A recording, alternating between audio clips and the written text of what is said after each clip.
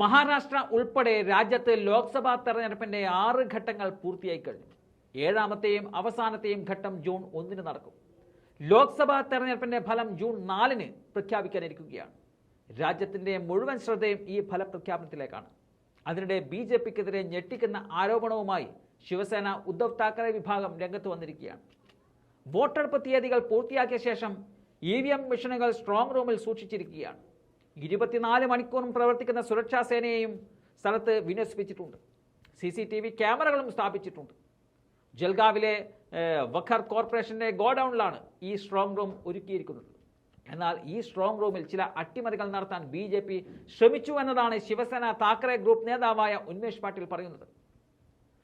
ജൽഗ്വ റാവർ മണ്ഡലങ്ങളിലേക്കുള്ള വോട്ടെടുപ്പ് 4ാം ഘട്ടത്തിൽ, അതായത് മെയ് 13 നടന്നത്. തുടർന്ന് ഇരു മണ്ഡലങ്ങളിലെയും EVMകൾ സ്ട്രോങ് റൂമിൽ സൂക്ഷിച്ചിരിക്കുകയായിരുന്നു.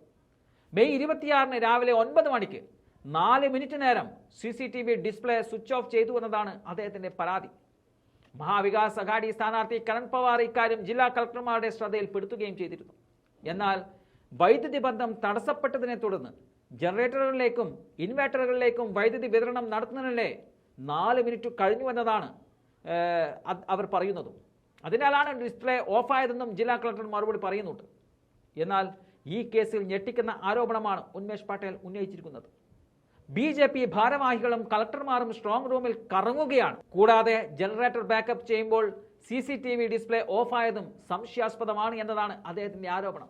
മാത്രമല്ല, ഈ വിഷയത്തിൽ അദ്ദേഹം തെരഞ്ഞെടുപ്പ് കമ്മീഷനും പരാതി നൽകിയിട്ടുണ്ട്. CCTV ഡിസ്പ്ലേ ഓഫായതിൽ ഉത്തരവാദികളായവർക്കെതിരെ നടപടിയെടുക്കണമെന്നും അദ്ദേഹം പറയുന്നുണ്ട്. ലോക്സഭാ തെരഞ്ഞെടുപ്പ് കഴിഞ്ഞ് ഏകദേശം 10 ദിവസങ്ങൾക്ക് ശേഷമാണ് ഈ സംഭവം ഉണ്ടായത്. ഉന്മേഷ് പട്ടേലിന്റെ ആരോപണം ഇപ്പോൾ മഹാരാഷ്ട്രയിൽ വലിയ ചർച്ചയായിട്ടുമുണ്ട്.